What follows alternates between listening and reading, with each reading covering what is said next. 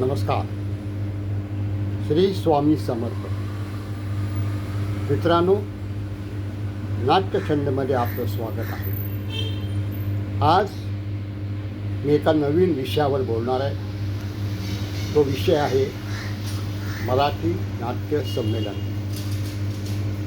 मित्रांनो, आपण म्हणजे रंगकर्मी ज्या नाट्य संमेलनाची आतुरतेने वाट पाहत होते, ते नाट्य संमेलन याच महिन्यात 24 एप्रिल ते 26 एप्रिल या कालावधीत होते आणि उदय सामंत यांनी ते मनावर घेतलं. काय झालं, इतके महिने झाले, वर्ष झाली, पिंपरी चिंचवड आणि इतर ठिकाणी नाट्य संमेलनसुद्धा झाली, परंतु रत्नागिरी येथील नाट्य संमेलनाचा समारोप कधी होणार आहे याकडे सर्वांचं लक्ष होतं.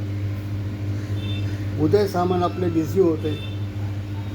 मी अनेक वेळा माझ्या बातम्यांतून, या भागातून आणि यूट्यूब चॅनलवरून त्यांना सांगितलं, विचारलं की नाट्य संमेलनाचा समारोप हा कधी होणार आहे.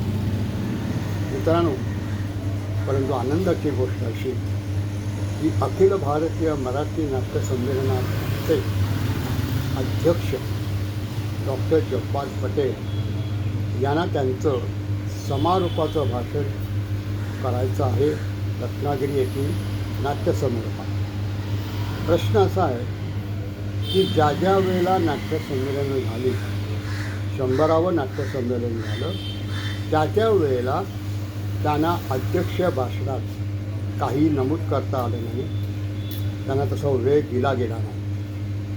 परंतु रत्नागिरी येथे होणाऱ्या नाट्यसंमेलनात ते आपलं अध्यक्ष भाषण पूर्णपणे सादर करणार आहेत असं खात्रीलायक होतं. उदय सामंत यांना वेळ मिळाला. त्यांनी नाट्यसंमेलन समारोपाची तारीख जाहीर केली आणि त्यांचे सगळे सहकारी रत्नागिरी येथे नाट्यसंमेलन इच्छुक आहेत हे सर्वजण तयारीला लागलेत, कामाला लागले. तर मी तुम्हाला सांगतो आहे, आज तारीख आहे 2 एप्रिल, म्हणजे तुमच्याकडे बरोबर 22 दिवस आहेत. या 22 दिवसात तुम्ही रत्नागिरी येथे होणाऱ्या नाट्यसंमेलन समारोपाला अवश्य याल अशी मला आशा आहे.